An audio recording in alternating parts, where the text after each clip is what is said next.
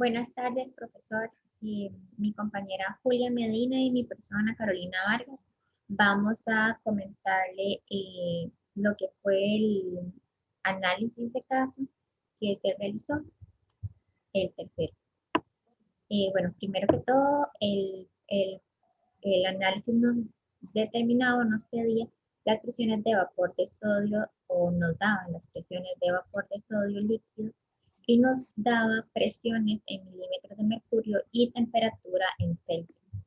Para lo que determinar lo que son los datos correspondientes solicitados, tuvimos que pasar lo que es el área de la presión, las presiones atmósferas, utilizando cada presión dada dividida por 760 para que nos diera una presión en atmósferas y lo que es la temperatura que lo ocupábamos en Kelvin. Lo que hicimos fue que se sumaron 273,15 a cada temperatura brindada para poder pasarla a la unidad correspondiente que necesitábamos. Posteriormente, nos dirigimos a lo que es la determinación de los datos que eran consultados o preguntados y tenemos que, como pregunta A, lo que es el calor de vaporización. En esta utilizamos lo que es la ecuación de Clausius-Clapeyron y utilizamos lo que es el logaritmo natural de la presión es igual a la entalpía de H de vaporización entre R por la temperatura más lo que es la entalpía de H entre R por la temperatura de ebullición. En esta área lo que hicimos fue que se identificaron como el logaritmo natural de la presión como Y, lo que es menos la entalpía de H de vaporización como X, que esto nos va a determinar como menos 1 entre T, y lo que queda, digamos, como entalpía de H entre R por la temperatura de ebullición, lo identificamos como un A, para lo cual realizamos la regresión lineal. Determinamos la regresión lineal por medio de, identificamos X como lo que es la presión y la vamos a dividir 1 entre la temperatura y lo que es la parte de la Y lo vamos a poner entre el logaritmo natural entre lo que es la temperatura.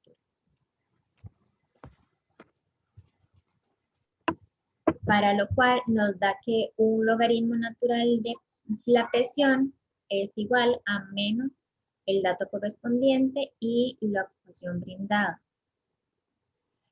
Determinando ya lo que es la parte de B y demás pasos correspondientes, eliminamos lo que son las constantes y lo que nos van a quedar es una respuesta de la entropía de H de vaporización es igual a 101,383 joules entre mol.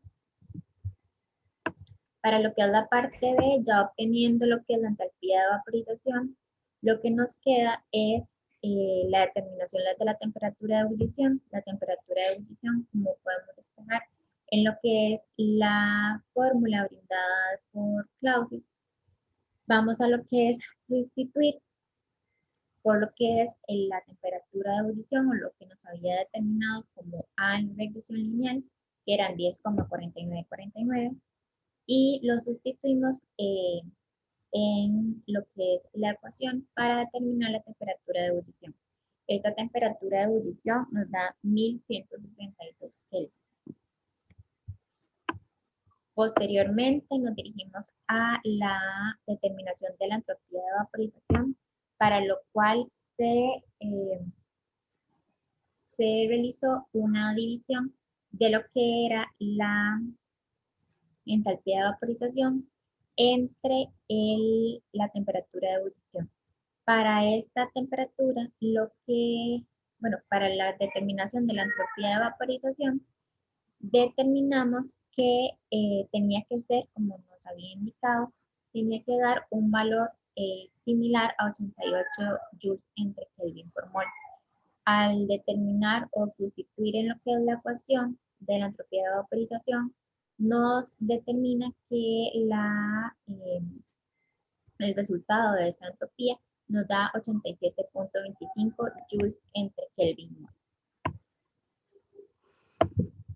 Seguidamente vamos a tener lo que es la regla de Troughton. Vamos a tener lo que es el delta H entre la temperatura de ebullición, en el cual vamos a utilizar, bueno, va a ser igual a 88 joules entre Kelvin mol. Y vamos a tener lo que es el delta H de la temperatura de vaporización. Después tenemos como resultado que nos va a dar 11.52 Kelvin.